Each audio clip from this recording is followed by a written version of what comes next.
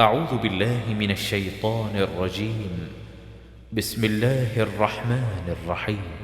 الحمد لله رب العالمين الرحمن الرحيم مالك يوم الدين إياك نعبد وإياك نستعين اهدنا الصراط المستقيم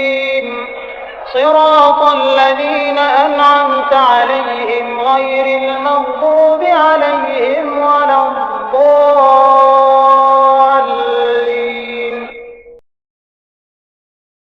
بسم الله الرحمن الرحيم. ألف لام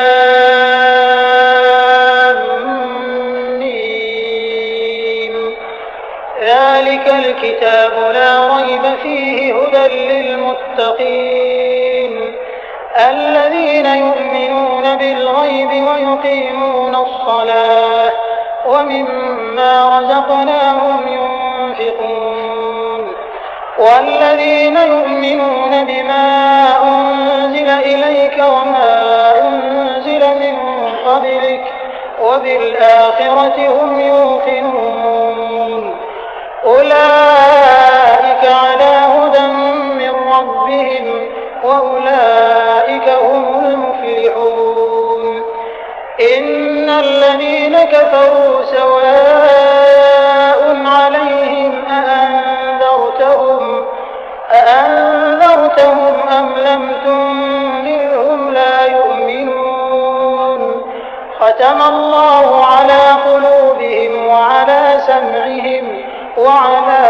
أبصارهم غشاوة ولهم عذاب عظيم.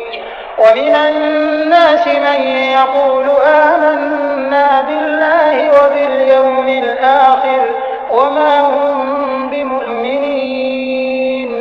يخادعون الله والذين آمنوا وما يخدعون إلا أنفسهم وما يشعرون. في قلوبهم مرض فزادهم الله مرضا ولهم عذاب أليم بما كانوا يكذبون. وإذا قيل لهم لا تفسدوا في الأرض قالوا إنما نحن مصلحون ألا إنهم هم المفسدون ولكن لا يشعرون. وإذا قيل لهم آمنوا كما آمن الناس قالوا أنؤمن كما آمن السفهاء ألا إنهم هم السفهاء ولكن لا يعلمون. وإذا لقوا الذين آمنوا قالوا آمنا وإذا خلوا إلى شياطينهم قالوا إنا معكم إنما نحن مستهزئون الله يستهزئ بهم ويمدهم في طغيانهم يعمهون. أولئك الذين اشتروا الضلالة بالهدى فما ربحت تجارتهم وما كانوا مهتدين.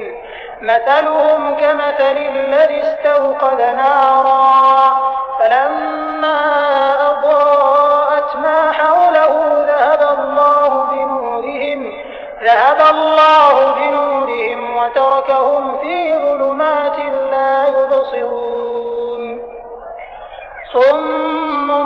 بكم عمي فهم لا يرجعون. أو كصيب من السماء فيه ظلمات ورعد وبرق يجعلون أصابعهم في آذانهم من الصواعق حذر الموت والله محيط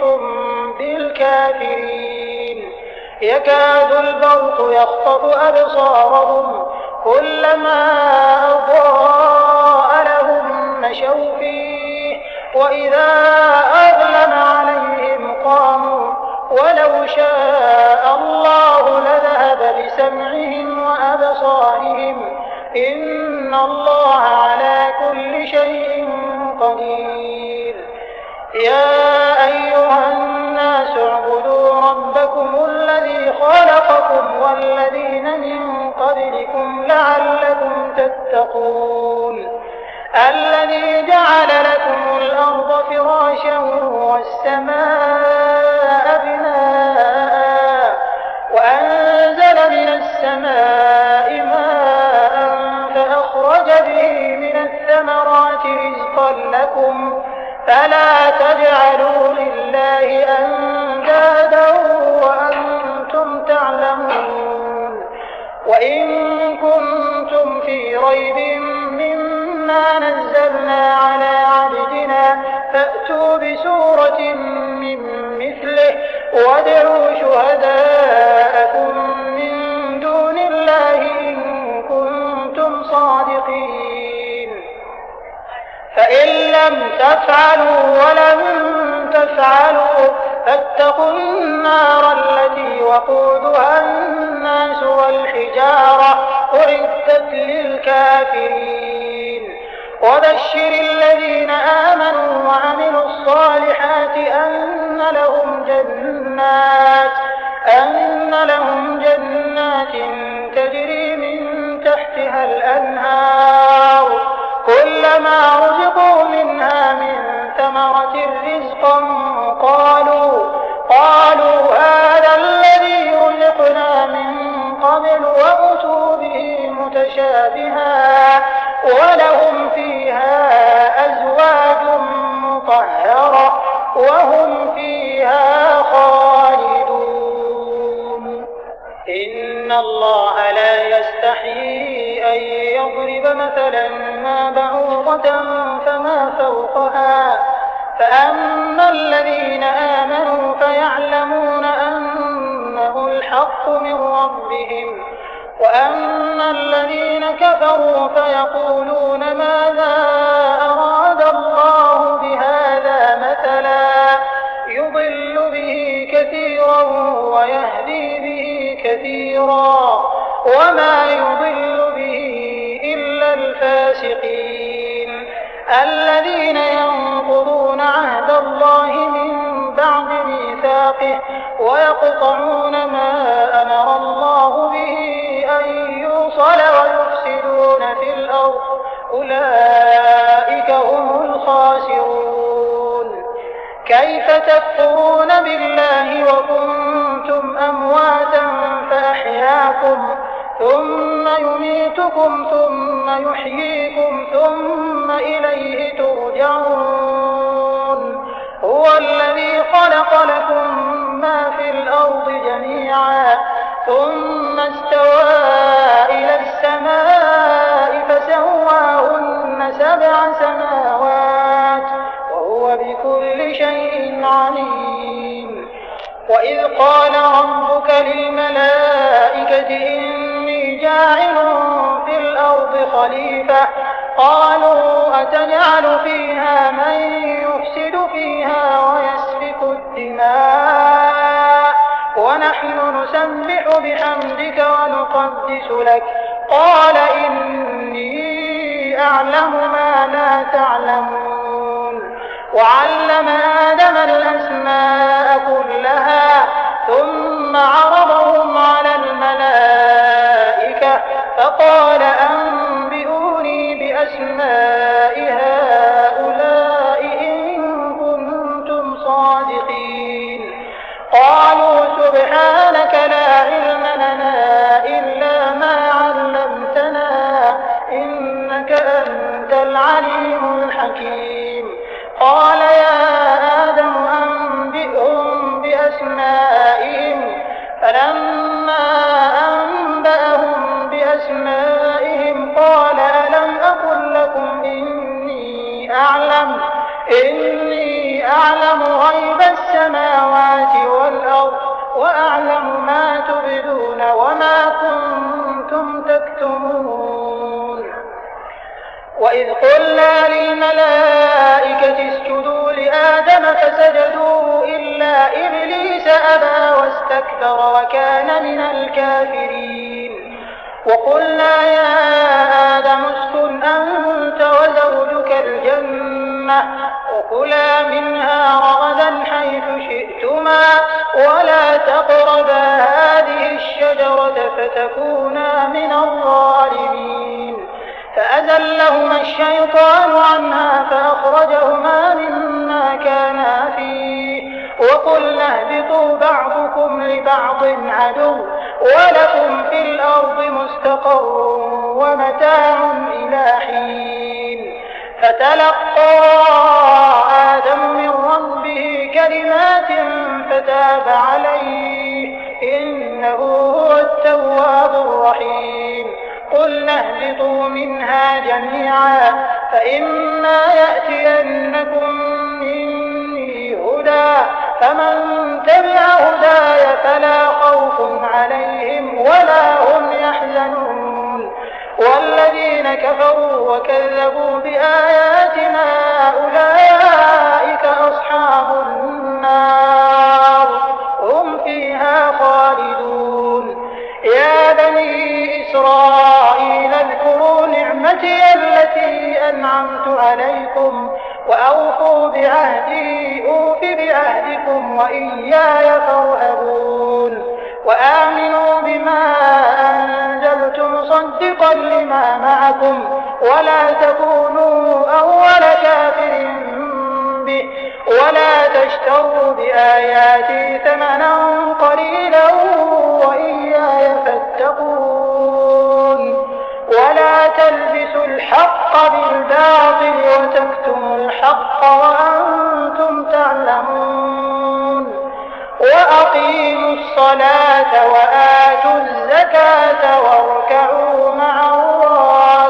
الراكعين. أتأمرون الناس بالبر وتنسون أنفسكم وأنتم تتلون الكتاب أفلا تعقلون. واستعينوا بالصبر والصلاة وإنها لكبيرة إلا على الخاشعين الذين يظنون أنهم ملاقو ربهم وأنهم إليه راجعون.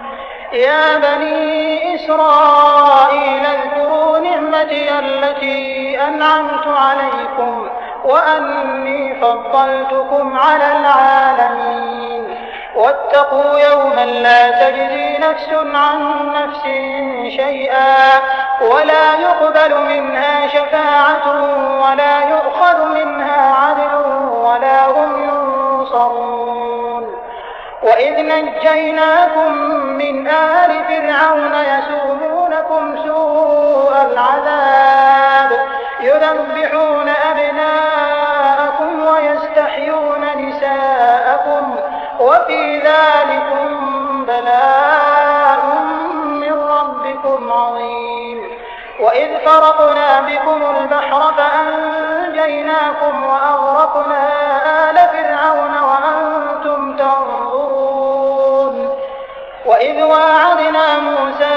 40 ليلة ثم اتخذتم العجل من بعده وأنتم ظالمون ثم عفونا عنكم من بعد ذلك لعلكم تشكرون. وإذ آتينا موسى الكتاب والفرقان لعلكم تهتدون. وإذ قال موسى لقومه يا قوم إنكم ظلمتم أنفسكم باتخاذكم العجل فتوبوا إلى بارئكم فاقتلوا أنفسكم ذلكم خير لكم عند بارئكم فتاب عليكم إنه هو التواب الرحيم. وإذ قلتم يا موسى لن نؤمن لك حتى نرى الله جهرة فأخذتكم الصاعقة وأنتم تنظرون ثم بعثناكم من بعد موتكم لعلكم تشكرون. وظللنا عليكم الغمام وأنزلنا عليكم المن والسلوى كلوا من طيبات ما رزقناكم وما ظلمونا ولكن كانوا وإذ قلنا ادخلوا هذه القرية فكلوا منها حيث شئتم رغدا وادخلوا الباب سجدا وقولوا حطة نغفر لكم خطاياكم وسنزيد المحسنين. فبدل الذين ظلموا قولا غير الذي قيل لهم فأنزلنا على الذين ظلموا رجزا من السماء بما كانوا يفسقون. وإذ استسقى موسى لقومه فقلنا اضرب بعصاك الحجر فانفجرت منه 12 عينا قد علم كل أناس مشربهم كلوا واشربوا من رزق الله ولا تعثوا في الأرض مفسدين. وإذ قلتم يا موسى لن نصبر على طعام واحد فادع لنا ربك يخرج لنا مما تنبت الأرض من بقلها وقثائها وفومها وعدسها وبصلها قال أتستبدلون الذي هو أدنى بالذي هو خير اهبطوا مصرا فإن لكم ما سألتم وضربت عليهم الذلة والمسكنة وباءوا بغضب من الله ذلك بأنهم كانوا يكفرون بآيات الله ويقتلون النبيين بغير الحق ذلك بما عصوا وكانوا يعتدون. إن الذين آمنوا والذين هادوا والنصارى والصابئين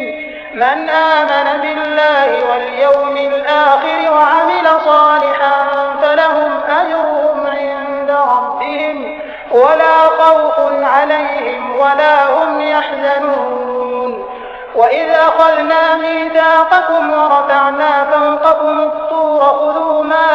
آتيناكم بقوة واذكروا ما فيه لعلكم تتقون ثم توليتم من بعد ذلك فلولا فضل الله عليكم ورحمته لكنتم من الخاسرين. ولقد علمتم الذين اعتدوا منكم في السبت فقلنا لهم كونوا قردة خاسئين فجعلناها نكالا لما بين يديها وما خلفها وموعظة للمتقين. وإذ قال موسى لقومه إن الله يأمركم أن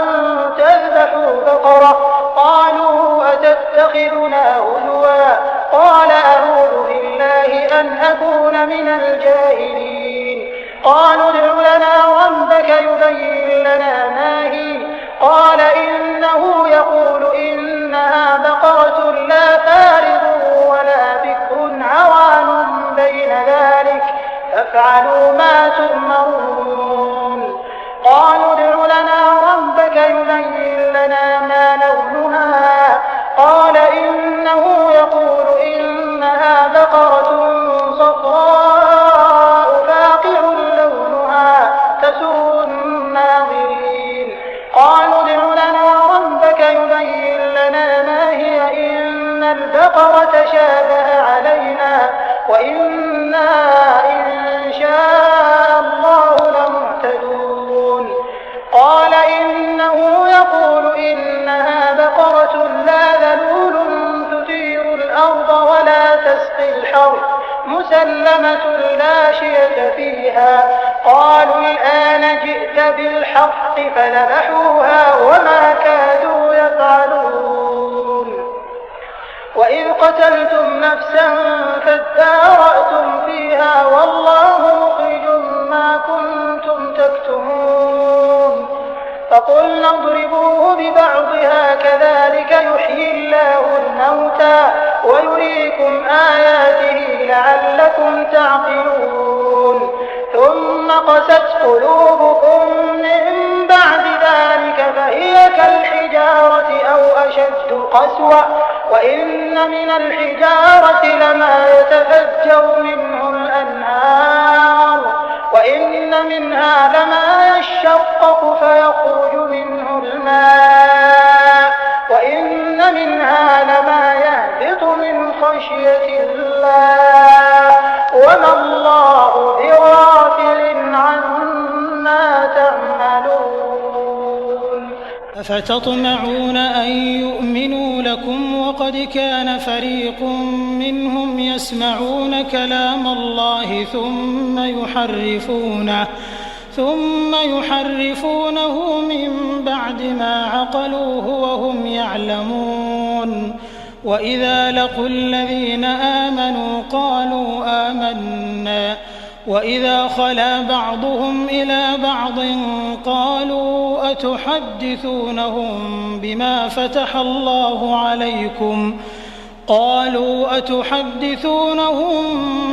فتح الله عليكم ليحاجوكم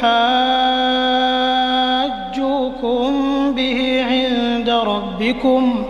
أفلا تعقلون. أولا يعلمون أن الله يعلم ما يسرون وما يعلنون.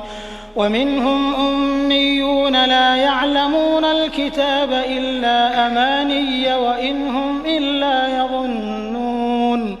فويل للذين يكتبون الكتاب بأيديهم ثم يقولون هذا من عند الله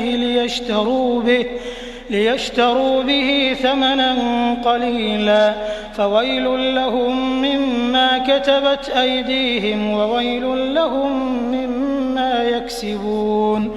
وقالوا لن تمسنا النار إلا أياما معدودة قل أتخذتم عند الله عهدا فلن يخلف الله عهده أم تقولون على الله ما لا تعلمون. بلى من كسب سيئة وأحاطت به خطيئته فأولئك أصحاب النار هم فيها خالدون. والذين آمنوا وعملوا الصالحات أولئك أصحاب الجنة هم فيها خالدون. وإذ أخذنا ميثاق بني إسرائيل لا تعبدون إلا الله وبالوالدين إحسانا وذي القربى واليتامى والمساكين وقولوا للناس حسنا وأقيموا الصلاة وآتوا الزكاة ثم توليتم إلا قليلا منكم وأنتم معرضون. وإذ أخذنا ميثاقكم لا تسفكون دماءكم ولا تخرجون أنفسكم من دياركم ثم أقررتم وأنتم تشهدون. ثم أنتم هؤلاء تقتلون أنفسكم وتخرجون فريقا منكم من ديارهم تظاهرون عليهم بالإثم والعدوان وإن يأتوكم أسارى تفادوهم وهو محرم عليكم إخراجهم أفتؤمنون ببعض الكتاب وتكفرون ببعض فما جزاء من يفعل ذلك منكم إلا خزي في الحياة الدنيا ويوم القيامة يردون إلى أشد العذاب وما الله بغافل عما تعملون. أولئك الذين اشتروا الحياة الدنيا بالآخرة فلا يخفف عنهم العذاب ولا هم ينصرون. ولقد آتينا موسى الكتاب وقفينا من بعده بالرسل وآتينا عيسى ابن مريم البينات وأيدناه بروح القدس أفكلما جاءكم رسول بما لا تهوى أنفسكم استكبرتم ففريقا كذبتم وفريقا تقتلون وقالوا قلوبنا غلف بل لعنهم الله بكفرهم فقليلا ما يؤمنون ولما جاءهم كتاب من عند الله مصدق لما معهم وكانوا من قبل يستفتحون على الذين كفروا فلما جاءهم ما عرفوا كفروا به فلعنة الله على الكافرين بئس ما اشتروا به أنفسهم أن يكفروا بما أنزل الله بغيا أن ينزل الله من فضله على من يشاء من عباده فباءوا بغضب على غضب وللكافرين عذاب مهين وإذا قيل لهم آمنوا بما أنزل الله قالوا نؤمن بما أنزل علينا ويكفرون بما وراءه وهو الحق مصدقا لما معهم قل فلم تقتلون أنبياء الله من قبل إن كنتم مؤمنين ولقد جاءكم موسى بالبينات ثم اتخذتم العجل من بعده وأنتم ظالمون وإذ أخذنا ميثاقكم ورفعنا فوقكم الطور خذوا ما آتيناكم بقوة واسمعوا قالوا سمعنا وعصينا وأشربوا في قلوبهم العجل بكفرهم قل بئس ما يأمركم به إيمانكم إن كنتم مؤمنين قل إن كانت لكم الدار الآخرة عند الله خالصة من دون الناس فتمنوا الموت إن كنتم صادقين ولن يتمنوه أبدا بما قدمت أيديهم والله عليم بالظالمين ولتجدنهم أحرص الناس على حياة ومن الذين أشركوا يود أحدهم لو يعمر 1000 سنة وما هو بمزحزحه من العذاب أن يعمر والله بصير بما يعملون قل من كان عدوا لجبريل فإنه نزله على قلبك بإذن الله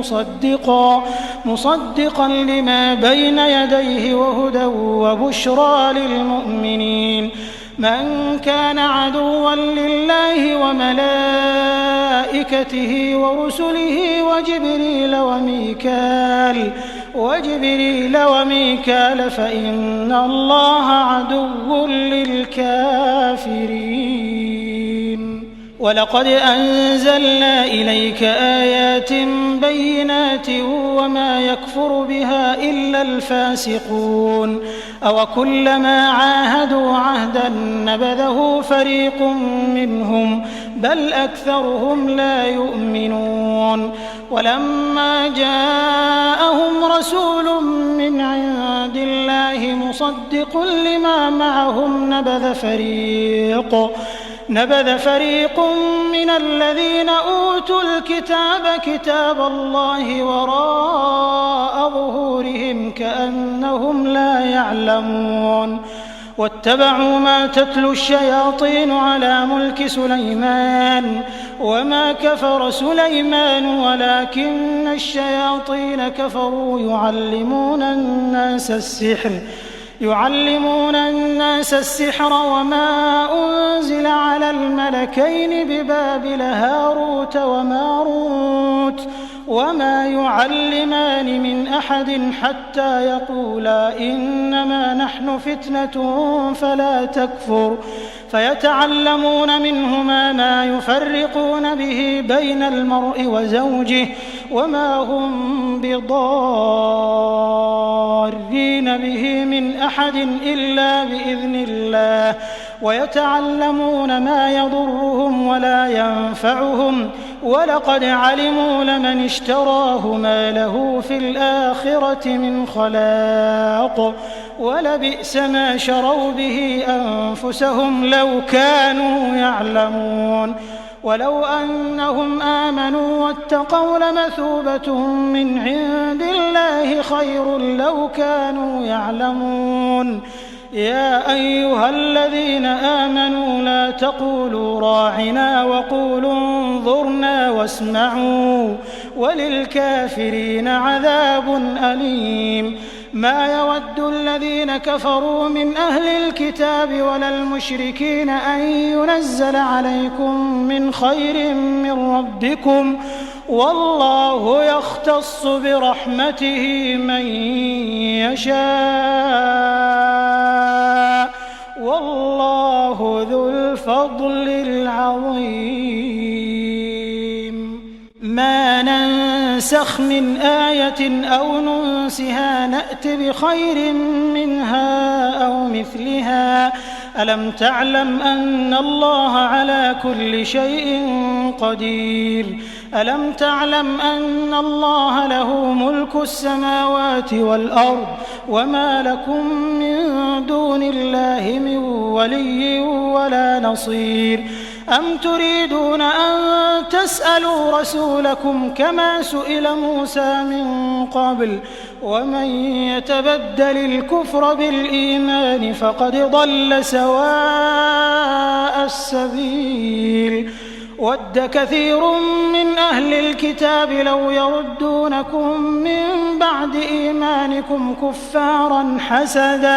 حسدا من عند أنفسهم من بعد ما تبين لهم الحق فاعفوا واصفحوا حتى يأتي الله بأمره إن الله على كل شيء قدير وأقيموا الصلاة وآتوا الزكاة وما تقدموا لأنفسكم من خير تجدوه عند الله إن الله بما تعملون بصير وقالوا لن يدخل الجنة إلا من كان هودا أو نصارى تلك أمانيهم قل هاتوا برهانكم إن كنتم صادقين بلى من أسلم وجهه لله وهو محسن فله أجره عند ربه ولا خوف عليهم ولا هم يحزنون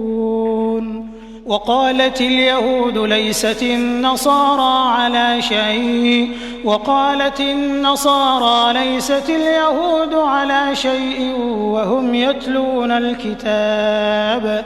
كذلك قال الذين لا يعلمون مثل قولهم فالله يحكم بينهم يوم القيامة فيما كانوا فيه يختلفون ومن أظلم ممن منع مساجد الله أن يذكر فيها اسمه وسعى في خرابها أولئك ما كان لهم أن يدخلوها إلا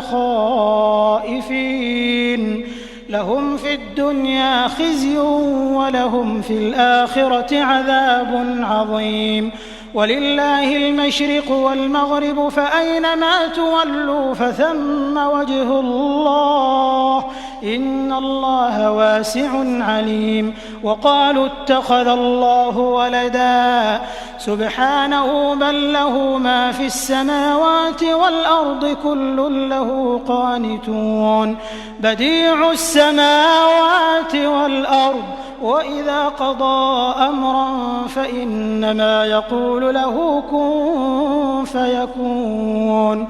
وقال الذين لا يعلمون لولا يكلمنا الله أو تأتينا آية كذلك قال الذين من قبلهم مثل قولهم تشابهت قلوبهم قد بينا الآيات لقوم يوقنون إنا أرسلناك بالحق بشيرا ونذيرا ولا تسأل عن أصحاب الجحيم ولن ترضى عنك اليهود ولا النصارى حتى تتبع ملتهم قل إن هدى الله هو الهدى ولئن اتبعت أهواءهم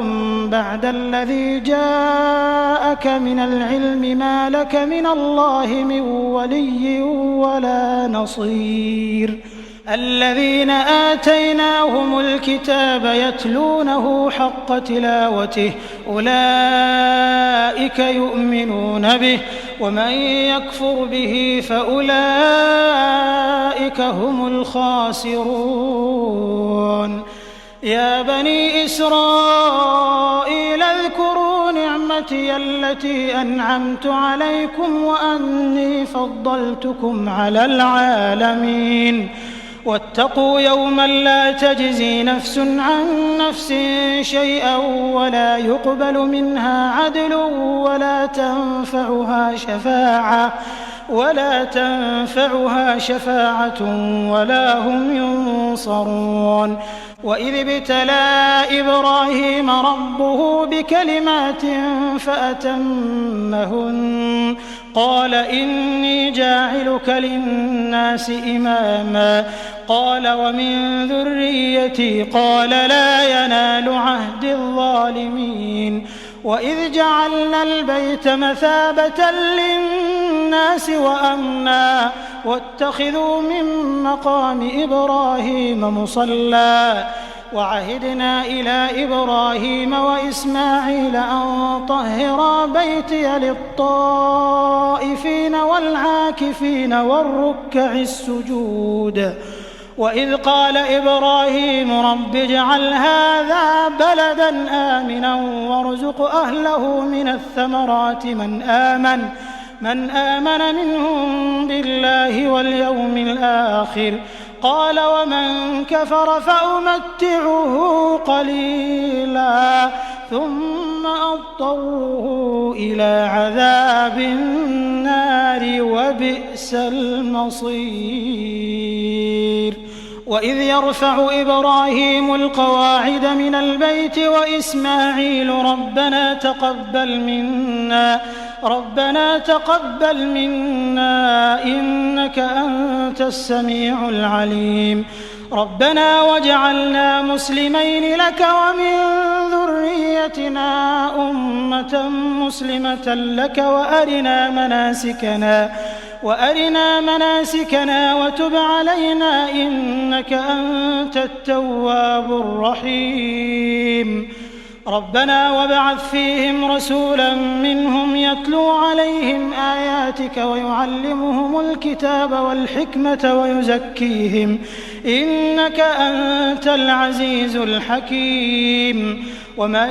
يرغب عن ملة إبراهيم إلا من سفه نفسه ولقد اصطفيناه في الدنيا وإنه في الآخرة لمن الصالحين إذ قال له ربه أسلم قال أسلمت لرب العالمين ووصى بها إبراهيم بنيه ويعقوب يا بني إن الله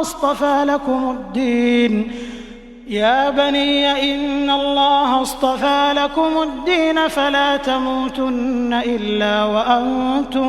مسلمون أم كنتم شهداء إذ حضر يعقوب الموت إذ قال لبنيه ما تعبدون من بعدي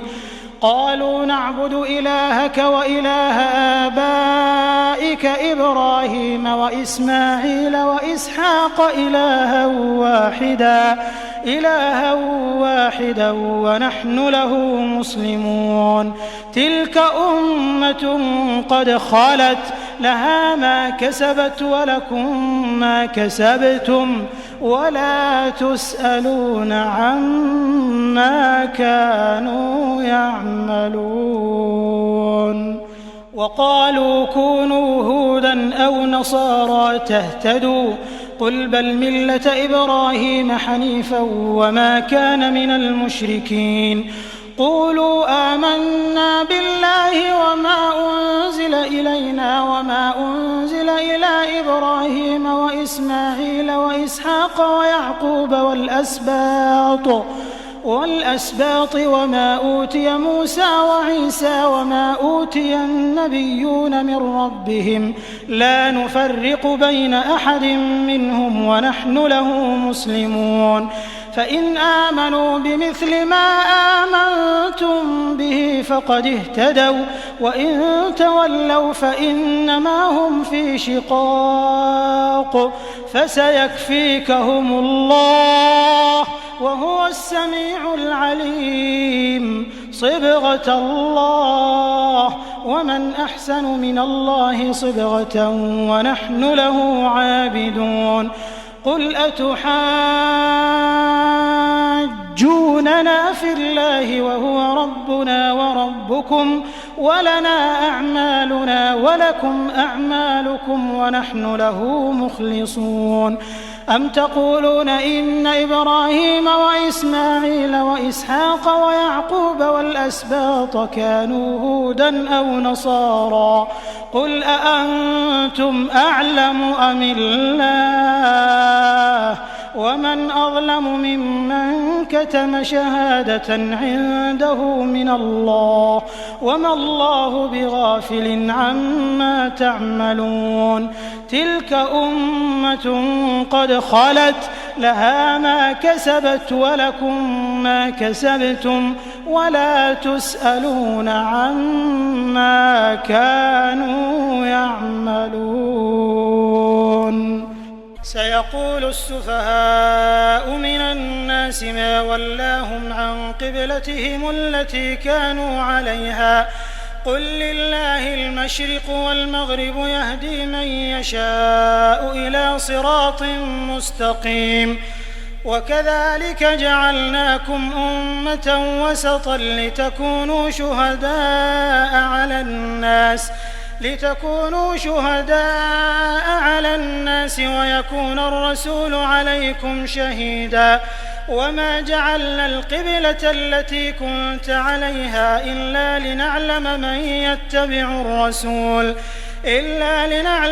يتبع الرسول ممن ينقلب على عقبيه وإن كانت لكبيرة إلا على الذين هدى الله وما كان الله ليضيع إيمانكم إن الله بالناس لرؤوف رحيم. قد نرى تقلب وجهك في السماء فلنولينك قبلة ترضاها فول وجهك شطر المسجد الحرام وحيث ما كنتم فولوا وجوهكم شطره وإن الذين أوتوا الكتاب ليعلمون أنه الحق من ربهم وما الله بغافل عما يعملون. ولئن أتيت الذين أوتوا الكتاب بكل آية ما تبعوا قبلتك وما أنت بتابع قبلتهم وما بعضهم بتابع قبلة بعض. ولئن اتبعت أهواءهم من بعد ما جاءك من العلم إنك إذا لمن الظالمين. الذين آتيناهم الكتاب يعرفونه كما يعرفون أبناءهم وإن فريقا منهم ليكتمون الحق وهم يعلمون. الحق من ربك فلا تكونن من الممترين. ولكل وجهة هو موليها فاستبقوا الخيرات أينما تكونوا يأت بكم الله جميعا إن الله على كل شيء قدير. ومن حيث خرجت فول وجهك شطر المسجد الحرام وإنه للحق من ربك وما الله بغافل عما تعملون ومن حيث خرجت فول وجهك شطر المسجد الحرام وحيث ما كنتم فولوا وجوهكم شطره لئلا يكون للناس عليكم حجة إلا الذين ظلموا منهم فلا تخشوهم واخشوني ولأتم نعمتي عليكم ولعلكم تهتدون كما أرسلنا فيكم رسولا منكم يتلو عليكم آياتنا ويزكيكم ويعلمكم الكتاب والحكمة ويعلمكم ما لم تكونوا تعلمون فاذكروني أذكركم واشكروا لي ولا تكفرون يا أيها الذين آمنوا استعينوا بالصبر والصلاة إن الله مع الصابرين ولا تقولوا لمن يقتل في سبيل الله أموات بل أحياء ولكن لا تشعرون ولنبلونكم بشيء من الخوف والجوع ونقص من الأموال والأنفس والثمرات وبشر الصابرين الذين إذا أصابتهم مصيبة قالوا إنا لله وإنا إليه راجعون أولئك عليهم صلوات من ربهم ورحمة وأولئك هم المهتدون إن الصفا والمروة من شعائر الله فمن حج البيت أو اعتمر فلا جناح عليه أن يطوف بهما ومن تطوع خيرا فإن الله شاكر عليم إن الذين يكتمون ما أنزلنا من البينات والهدى من بعد ما بيناه للناس في الكتاب أولئك يلعنهم الله ويلعنهم اللاعنون إلا الذين تابوا وأصلحوا وبينوا فأولئك أتوب عليهم وأنا التواب الرحيم إن الذين كفروا وماتوا وهم كفار أولئك عليهم لعنة الله والملائكة والناس أجمعين خالدين فيها لا يخفف عنهم العذاب ولا هم ينظرون وإلهكم إله واحد لا إله إلا هو الرحمن الرحيم إن في خلق السماوات والأرض واختلاف الليل والنهار والفلك التي تجري في البحر بما ينفع الناس وما أنزل الله من السماء من ماء فأحيا به الأرض بعد موتها وبث فيها من كل دابة وتصريف الرياح والسحاب المسخر بين السماء والأرض لآيات لقوم يعقلون ومن الناس من يتخذ من دون الله أندادا يحبونهم كحب الله والذين آمنوا أشد حبا لله ولو يرى الذين ظلموا إذ يرون العذاب أن القوة لله جميعا وأن الله شديد العذاب إذ تبرأ الذين اتبعوا من الذين اتبعوا ورأوا العذاب وتقطعت بهم الأسباب وقال الذين اتبعوا لو أن لنا كرة فنتبرأ منهم كما تبرأوا منا كذلك يريهم الله أعمالهم حسرات عليهم وما هم بخارجين من النار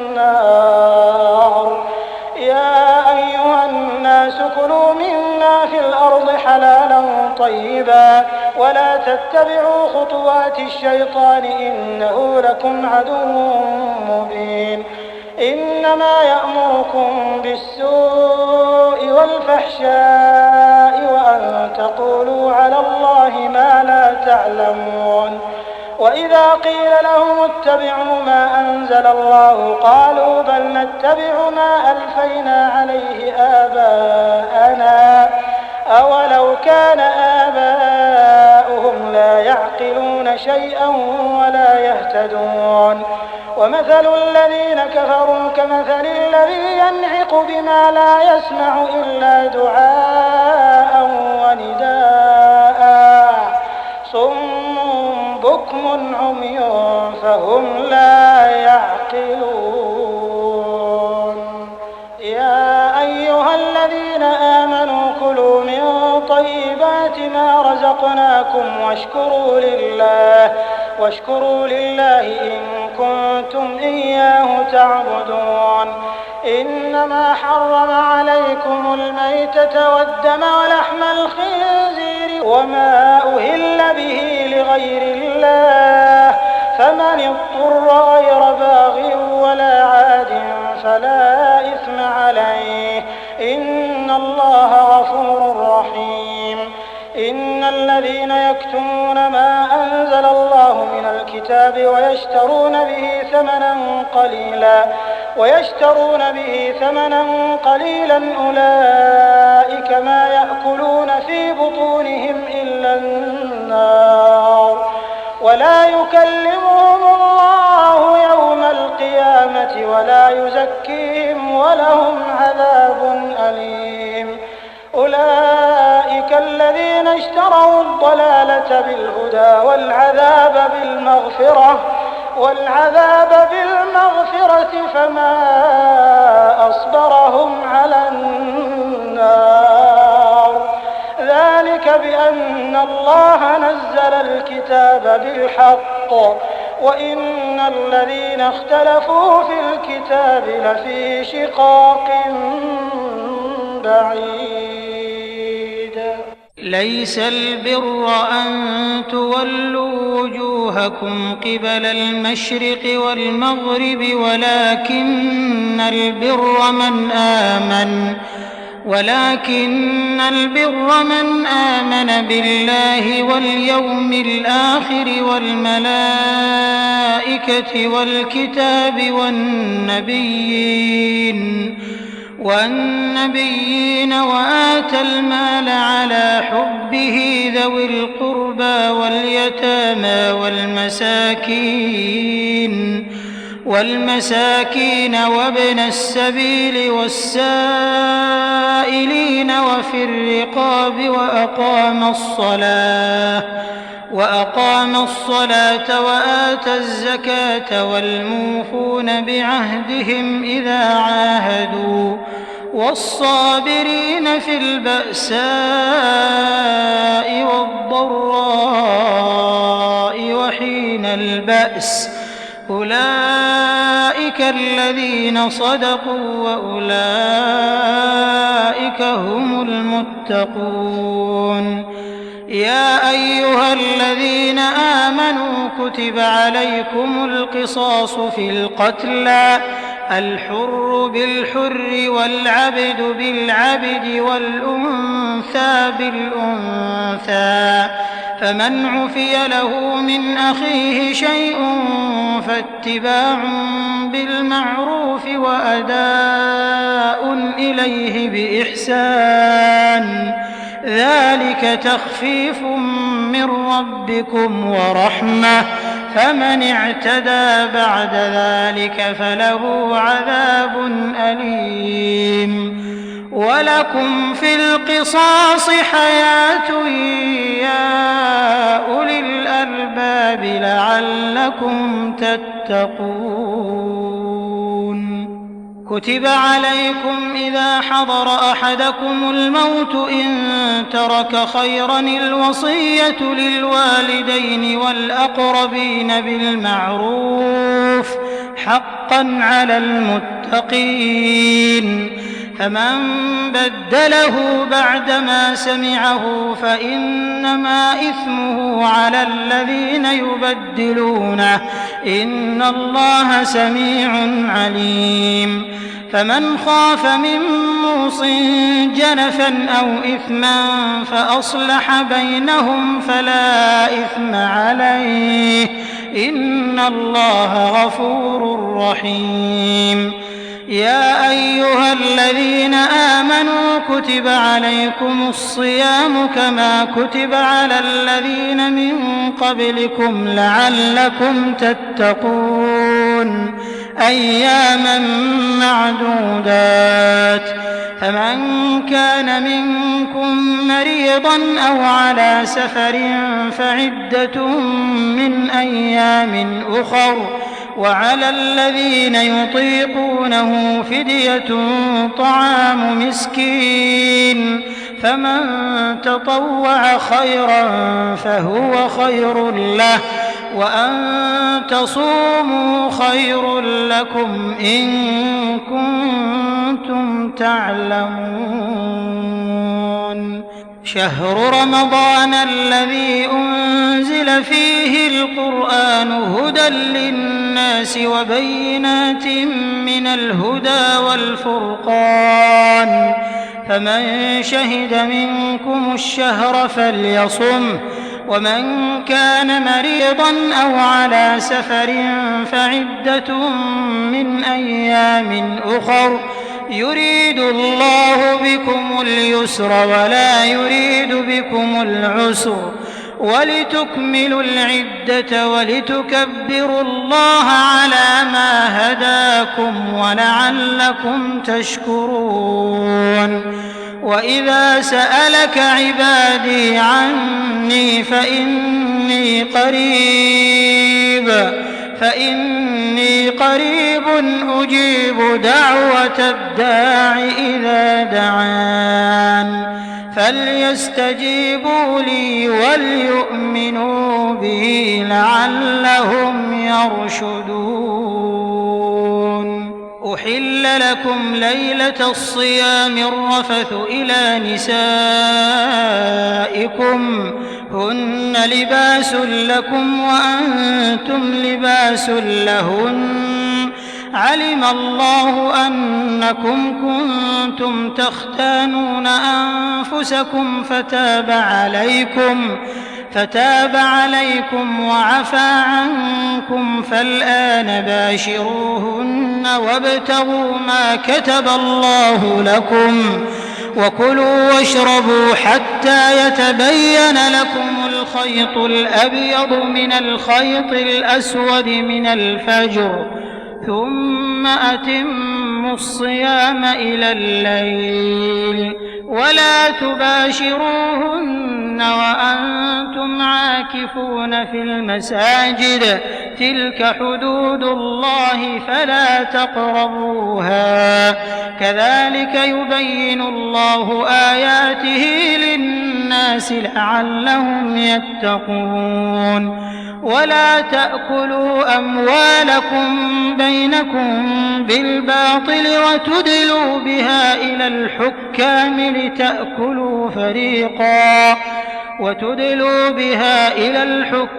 لتأكلوا فريقا من أموال الناس بالإثم وأنتم تعلمون يسألونك عن الأهلة قل هي مواقيت للناس والحج وليس البر بأن تأتوا البيوت من ظهورها ولكن البر من اتقى وأتوا البيوت من أبوابها واتقوا الله لعلكم تفلحون وقاتلوا في سبيل الله الذين يقاتلونكم ولا تعتدوا إن الله لا يحب المعتدين واقتلوهم حيث ثقفتموهم وأخرجوهم من حيث أخرجوكم والفتنة أشد من القتل ولا تقاتلوهم عند المسجد الحرام حتى يقاتلوكم فيه فإن قاتلوكم فاقتلوهم كذلك جزاء الكافرين فإن انتهوا فإن الله غفور رحيم وقاتلوهم حتى لا تكون فتنة ويكون الدين لله فإن انتهوا فلا عدوان إلا على الظالمين الشهر الحرام بالشهر الحرام والحرمات قصاص فمن اعتدى عليكم فاعتدوا عليه بمثل ما اعتدى عليكم واتقوا الله واعلموا أن الله مع المتقين وأنفقوا في سبيل الله ولا تلقوا بأيديكم إلى التهلكة وأحسنوا إن الله يحب المحسنين وأتموا الحج والعمرة لله فإن أحصرتم فما استيسر من الهدي ولا تحلقوا رؤوسكم حتى يبلغ الهدي محله فمن كان منكم مريضا أو به أذى من رأسه ففدية من صيام أو صدقة أو نسك فإذا أمنتم فمن تمتع بالعمرة إلى الحج فما استيسر من الهدي فمن لم يجد فصيام 3 أيام في الحج و7 إذا رجعتم تلك 10 كاملة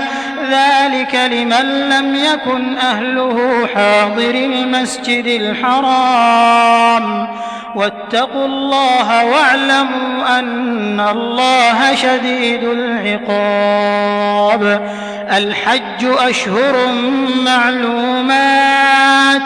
فمن فرض فيهن الحج فلا رفث ولا فسوق ولا جدال في الحج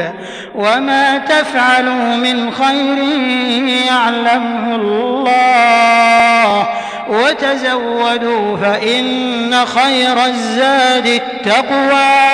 واتقون يا أولي الألباب ليس عليكم جناح أن تبتغوا فضلا من ربكم فإذا أفضتم من عرفات فاذكروا الله عند المشعر الحرام واذكروه كما هداكم وإن كنتم من قبله لمن الضالين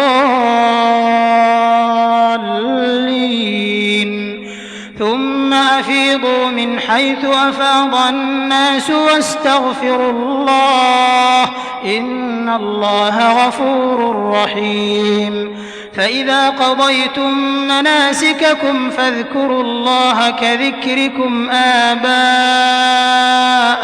أو أشد ذكرا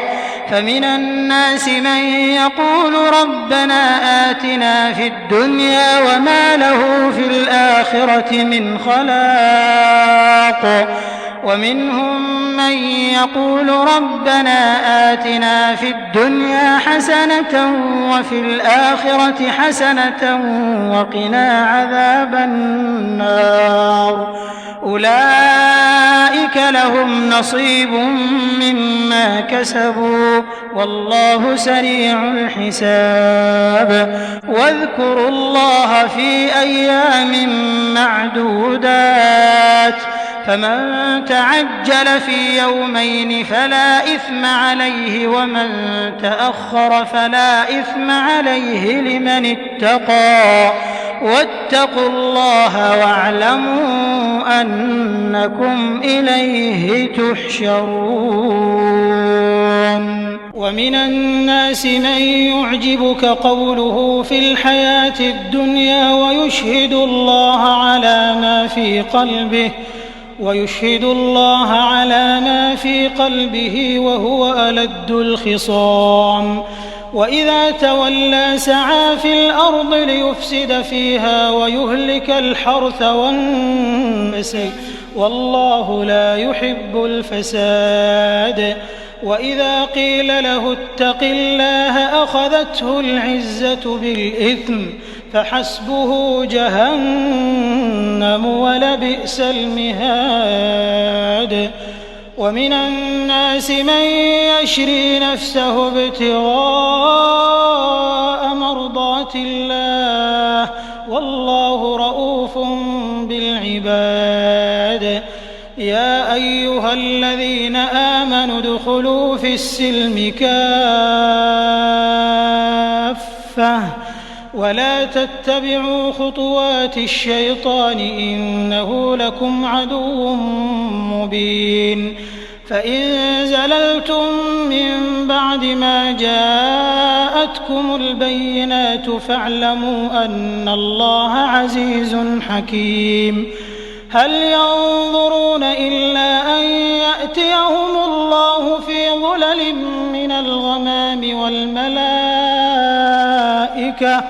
وقضي الأمر وإلى الله ترجع الأمور سل بني إسرائيل كم آتيناهم من آية بينة ومن يبدل نعمة الله من بعد ما جاءته فإن الله شديد العقاب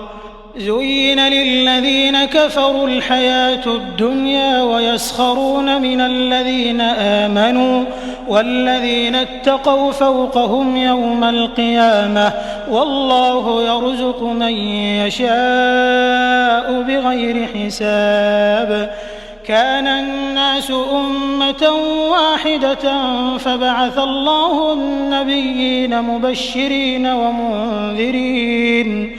وأنزل معهم الكتاب بالحق ليحكم بين الناس فيما اختلفوا فيه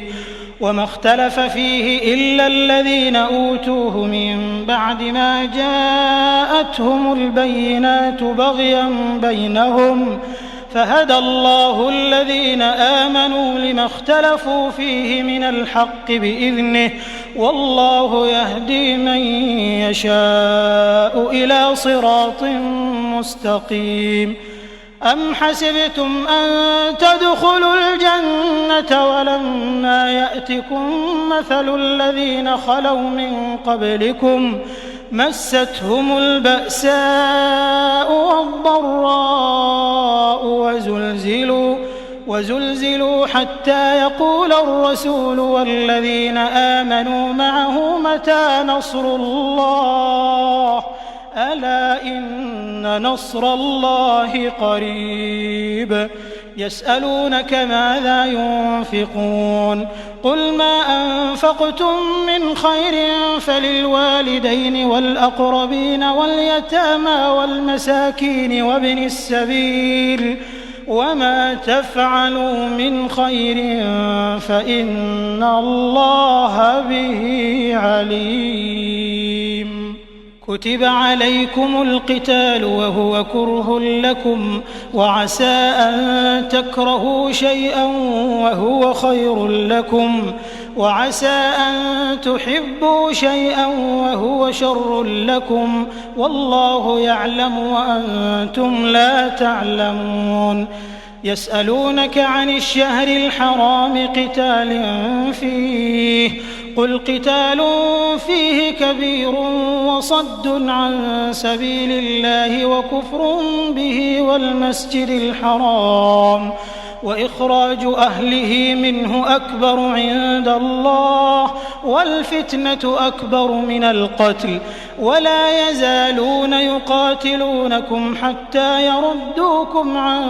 دينكم إن استطاعوا ومن يرتدد منكم عن دينه فيمت وهو كافر فأولئك حبطت أعمالهم في الدنيا والآخرة وأولئك أولئك أصحاب النار هم فيها خالدون إن الذين آمنوا والذين هاجروا وجاهدوا في سبيل الله أولئك يرجون رحمة الله والله غفور رحيم يسألونك عن الخمر والميسر قل فيهما إثم كبير ومنافع للناس وإثمهما أكبر من نفعهما ويسألونك ماذا ينفقون قل العفو كذلك يبين الله لكم الآيات لعلكم تتفكرون في الدنيا والآخرة ويسألونك عن اليتامى قل إصلاح لهم خير وإن تخالطوهم فإخوانكم والله يعلم المفسد من المصلح ولو شاء الله لأعنتكم إن الله عزيز حكيم ولا تنكحوا المشركات حتى يؤمنوا ولأمة مؤمنة خير من مشركة ولو أعجبتكم ولا تنكحوا المشركين حتى يؤمنوا ولعبد مؤمن خير من مشرك ولو أعجبكم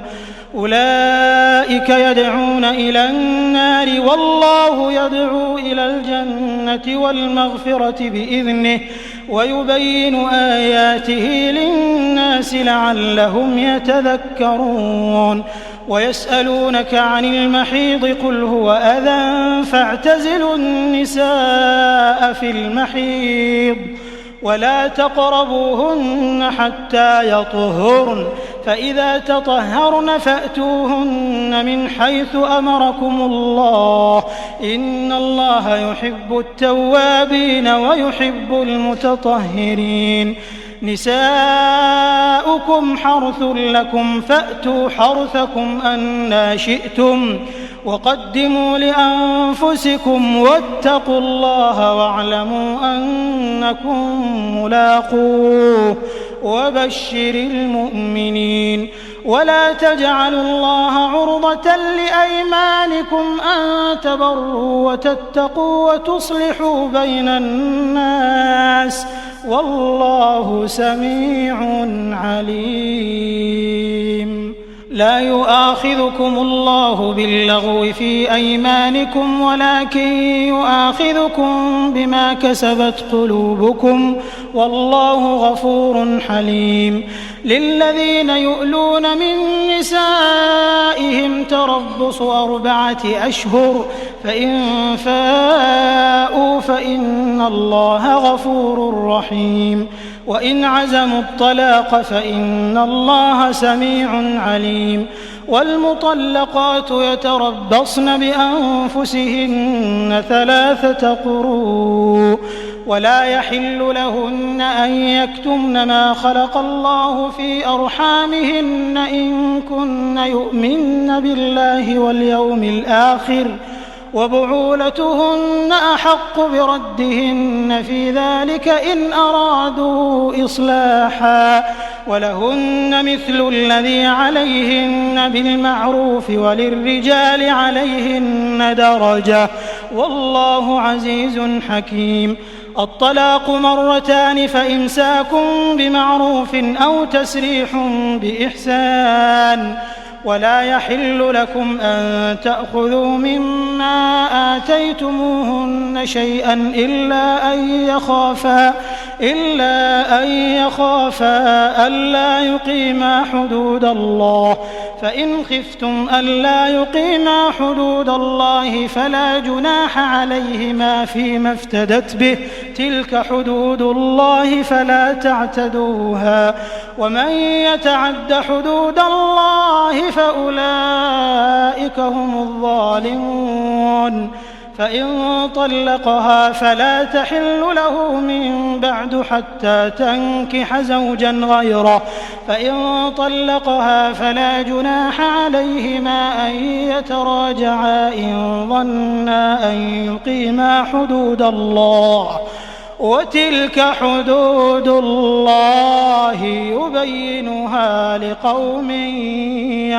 يعلمون. وإذا طلقتم النساء فبلغن أجلهن فأمسكوهن بمعروف أو سرحوهن بمعروف ولا تمسكوهن ضرارا لتعتدوا ومن يفعل ذلك فقد ظلم نفسه. ولا تتخذوا آيات الله هزوا واذكروا نعمة الله عليكم وما أنزل عليكم من الكتاب والحكمة يعظكم به واتقوا الله واعلموا أن الله بكل شيء عليم. وإذا طلقتم النساء فبلغن أجلهن فلا تعضلوهن أن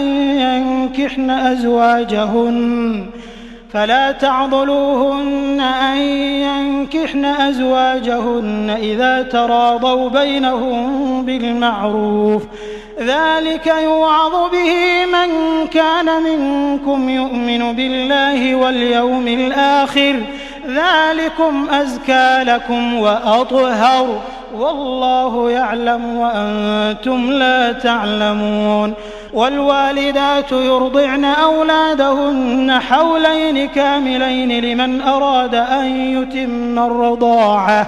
وعلى المولود له رزقهن وكسوتهن بالمعروف لا تكلف نفس إلا وسعها لا تضار والدة بولدها ولا مولود له بولده وعلى الوارث مثل ذلك فإن أرادا فصالا عن تراض منهما وتشاور فلا جناح عليهما. وإن أردتم أن تسترضعوا أولادكم فلا جناح عليكم إذا سلمتم ما آتيتم بالمعروف واتقوا الله واعلموا أن الله بما تعملون بصير. والذين يتوفون منكم ويذرون أزواجا يتربصن بأنفسهن 4 أشهر وعشرا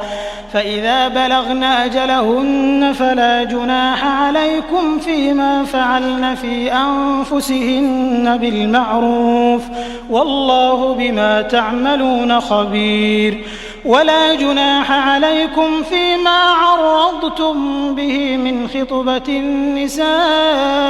أو أكننتم في أنفسكم علم الله أنكم ستذكرونهن ولكن لا تواعدوهن سرا إلا أن تقولوا قولا معروفا ولا تعزموا عقدة النكاح حتى يبلغ الكتاب أجله واعلموا أن الله يعلم ما في أنفسكم فاحذروه واعلموا أن الله غفور حليم. لا جناح عليكم إن طلقتم النساء ما لم تمسوهن أو تفرضوا لهن فريضة ومتعوهن على الموسع قدره وعلى المقتر قدره متاعا بالمعروف حقا على المحسنين. وإن طلقتموهن من قبل أن تمسوهن وقد فرضتم لهن فريضة فنصف ما فرضتم إلا أن يعفون أو يعفو الذي بيده عقدة النكاح وأن تعفوا أقرب للتقوى. ولا تنسوا الفضل بينكم إن الله بما تعملون بصير. حافظوا على الصلوات والصلاة الوسطى وقوموا لله قانتين. فإن خفتم فرجالا أو ركبانا فإذا أمنتم فاذكروا الله كما علمكم ما لم تكونوا تعلمون. والذين يتوفون منكم ويذرون أزواجا وصية لأزواجهم متاعا إلى الحول غير إخراج، فإن خرجن فلا جناح عليكم فيما فعلن في أنفسهن من معروف، والله عزيز حكيم. وللمطلقات متاع بالمعروف حقا على المتقين، كذلك يبين الله لكم آياته لعلكم تعقلون. ألم تر إلى الذين خرجوا من ديارهم وهم ألوف حذر الموت فقال لهم الله موتوا ثم أحياهم، إن الله لذو فضل على الناس ولكن أكثر الناس لا يشكرون. وقاتلوا في سبيل الله واعلموا أن الله سميع عليم. من ذا الذي يقرض الله قرضا حسنا فيضاعفه له أضعافا كثيرة، والله يقبض ويبسط وإليه ترجعون. ألم تر إلى الملأ من بني إسرائيل من بعد موسى إذ قالوا لنبي له مبعث لنا ملكا نقاتل في سبيل الله، قال هل عسيتم إن كتب عليكم القتال ألا تقاتلوا؟ قالوا وما لنا ألا نقاتل في سبيل الله وقد أخرجنا من ديارنا وأبنائنا، فلما كتب عليهم القتال تولوا إلا قليلا منهم والله عليم بالظالمين. وقال لهم نبيهم إن الله قد بعث لكم طالوت ملكا، قالوا أنى يكون له الملك علينا ونحن أحق بالملك منه ولم يؤت سعة من المال، قال إن الله اصطفاه عليكم وزاده بسطة في العلم والجسم، والله يؤتي ملكه من يشاء والله واسع عليم. وقال لهم نبيهم إن آية ملكه أن يأتيكم التابوت فيه سكينة من ربكم وبقية مما ترك آل موسى وآل هارون تحمله الملائكة، إن في ذلك لآية لكم إن كنتم مؤمنين. فلما فصل طالوت بالجنود قال إن الله مبتليكم بنهر، فمن شرب منه فليس مني ومن لم يطعمه فإنه مني إلا من اغترف غرفة بيده، فشربوا منه إلا قليلا منهم. فلما جاوزه هو والذين آمنوا معه قالوا لا طاقة لنا اليوم بجالوت وجنوده، قال الذين يظنون أنهم ملاقو الله كم من فئة قليلة غلبت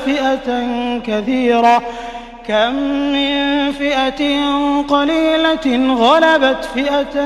كثيرة بإذن الله والله مع الصابرين. ولما برزوا لجالوت وجنوده قالوا ربنا أفرغ علينا صبرا وثبت أقدامنا وانصرنا على القوم الكافرين، فهزموهم بإذن الله. وقتل داود جالوت وآتاه الله الملك والحكمة وعلمه مما يشاء، ولولا دفع الله الناس بعضهم ببعض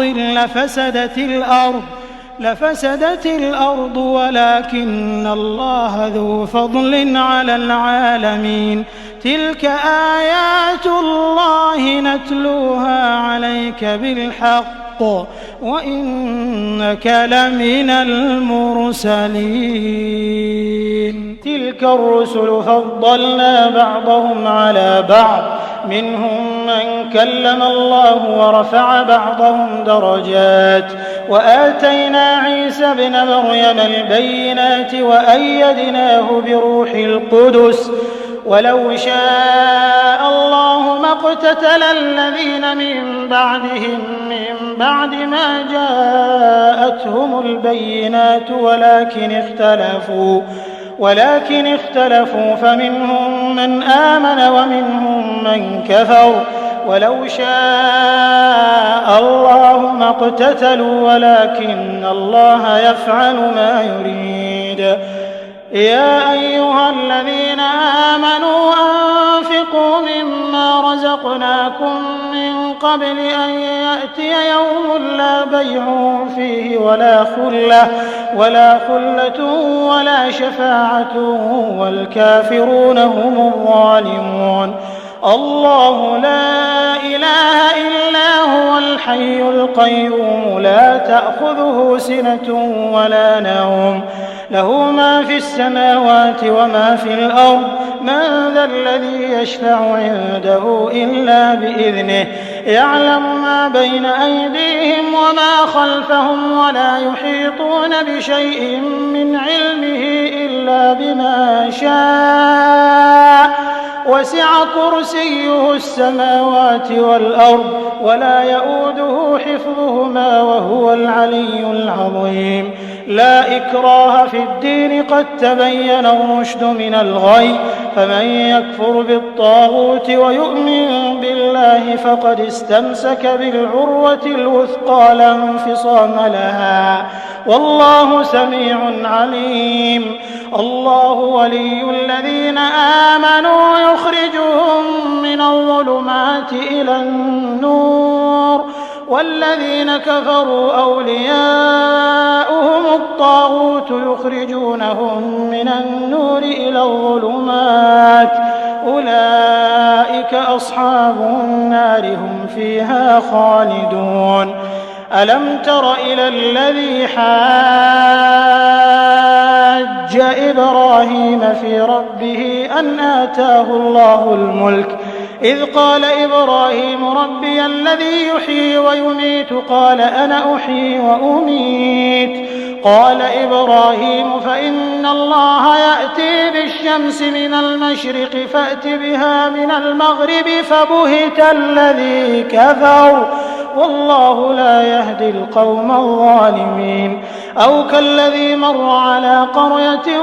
وهي خاوية على عروشها قال أنى يحيي هذه الله بعد موتها، فأماته الله 100 عام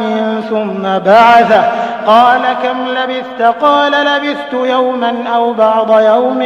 قال بل لبثت 100 عام. فانظر إلى طعامك وشرابك لم يتسنه، وانظر إلى حمارك ولنجعلك آية للناس، وانظر إلى العظام كيف ننشزها ثم نكسوها لحما. فلما تبين له قال أعلم أن الله على كل شيء قدير. وإذ قال إبراهيم رب أرني كيف تحيي الموتى قال أولم تؤمن قال بلى ولكن ليطمئن قلبي.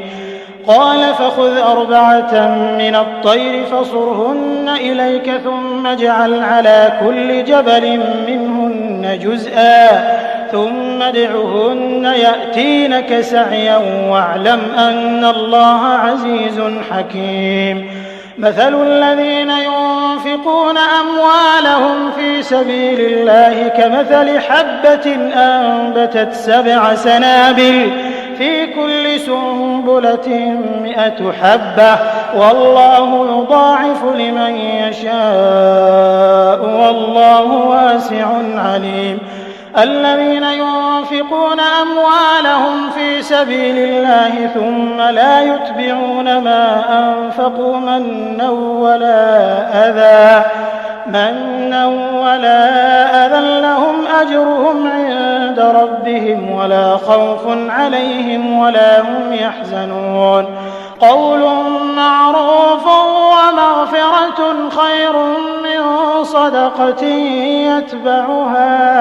أذى والله غني حليم يا أيها الذين آمنوا لا تبطلوا صدقاتكم بالمن والأذى كالذي ينفق ماله رئاء الناس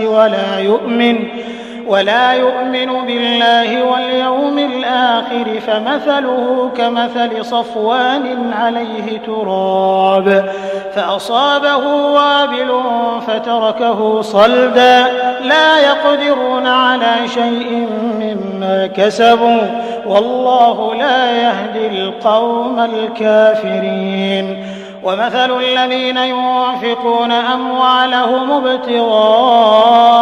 مرضات الله وتثبيتا من أنفسهم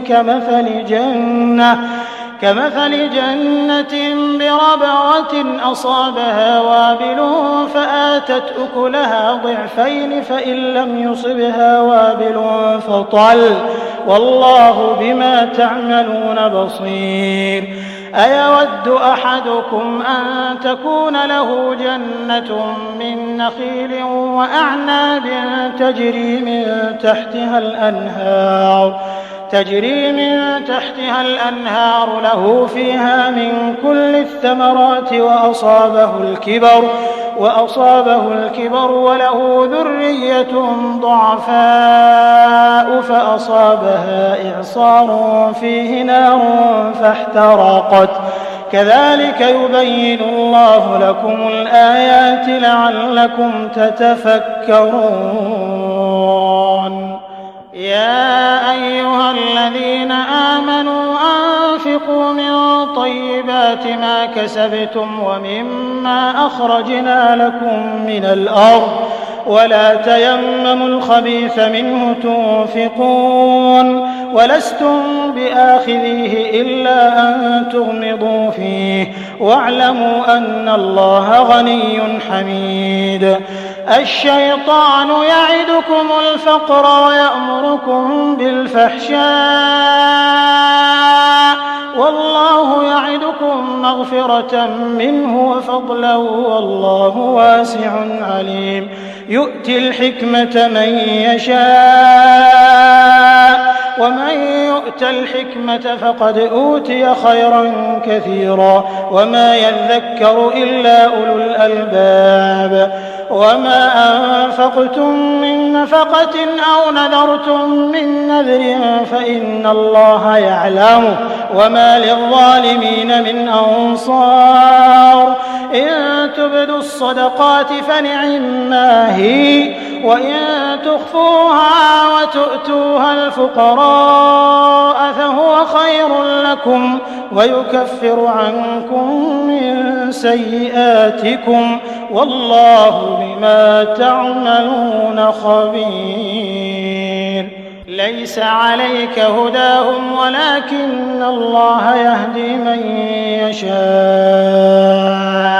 وما تنفقوا من خير فلأنفسكم وما تنفقون إلا ابتغاء وجه الله وما تنفقوا من خير يوفى إليكم وأنتم لا تظلمون للفقراء الذين أحصروا في سبيل الله لا يستطيعون ضربا في الأرض يحسبهم الجاهل أغنياء من التعفف تعرفهم بسيماهم لا يسألون الناس إلحافا وما تنفقوا من خير فإن الله به عليم الذين ينفقون أموالهم بالليل والنهار سرا وعلانية فلهم أجرهم عند ربهم ولا خوف عليهم ولا هم يحزنون الذين يأكلون الربا لا يقومون إلا كما يقوم الذي يتخبطه الشيطان من المس ذلك بأنهم قالوا إنما البيع مثل الربا وأحل الله البيع وحرم الربا فمن جاءه موعظة من ربه فانتهى فله ما سلف وأمره إلى الله ومن عاد فأولئك أصحاب النار هم فيها خالدون يمحق الله الربا ويربي الصدقات والله لا يحب كل كفار أثيم إن الذين آمنوا وعملوا الصالحات وأقاموا الصلاة وآتوا الزكاة لهم أجرهم عند ربهم ولا خوف عليهم ولا هم يحزنون يا أيها الذين آمنوا اتقوا الله وذروا ما بقي من الربا إن كنتم مؤمنين فإن لم تفعلوا فأذنوا بحرب من الله ورسوله وإن تبتم فلكم رؤوس أموالكم لا تظلمون ولا تظلمون وإن كان ذو عسرة فنظرة إلى ميسرة وأن تصدقوا خير لكم إن كنتم تعلمون واتقوا يوما ترجعون فيه إلى الله ثم توفى كل نفس ما كسبت وهم لا يظلمون يا أيها الذين آمنوا إذا تداينتم بدين إلى أجل مسمى فاكتبوه وليكتب بينكم كاتب بالعدل ولا يأب كاتب أن يكتب كما علمه الله فليكتب وليملل الذي عليه الحق وليتق الله ربه ولا يبخس منه شيئا فإن كان الذي عليه الحق سفيها أو ضعيفا أو لا يستطيع أن يمله فليملل وليه بالعدل واستشهدوا شهيدين من رجالكم فإن لم يكونا رجلين فرجل وامرأتان ممن ترضون من الشهداء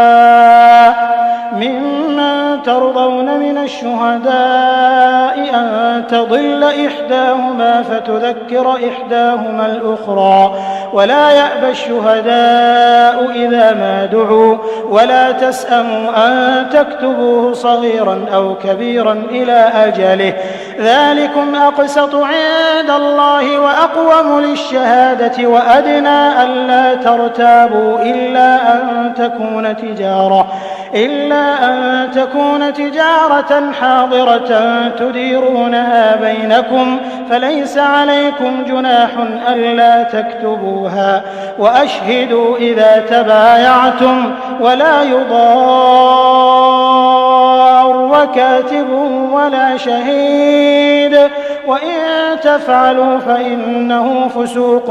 بكم واتقوا الله ويعلمكم الله والله بكل شيء عليم وإن كنتم على سفر ولم تجدوا كاتبا فرهان مقبوضة فإن أمن بعضكم بعضا فليؤدي الذي ائتمن أمانته وليتق الله ربه ولا تكتموا الشهادة ومن يكتمها فإنه آثم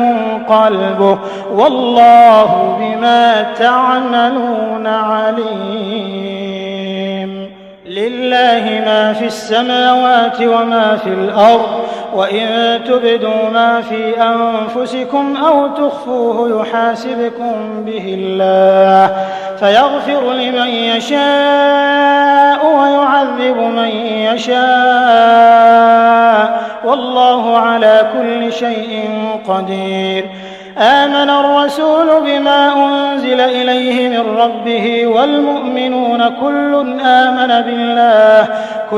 آمن بالله وملائكته وكتبه ورسله لا نفرق بين أحد من رسله وقالوا سمعنا وأطعنا غفرانك ربنا وإليك المصير لا يكلف الله نفسا إلا وسعها لها ما كسبت وعليها ما اكتسبت ربنا لا تؤاخذنا إن نسينا أو أخطأنا ربنا ولا تحمل علينا إصرا كما حملته على الذين من قبلنا ربنا ولا تحملنا ما لا طاقة لنا به واعف عنا واغفر لنا وارحمنا أنت مولانا فانصرنا على القوم الكافرين.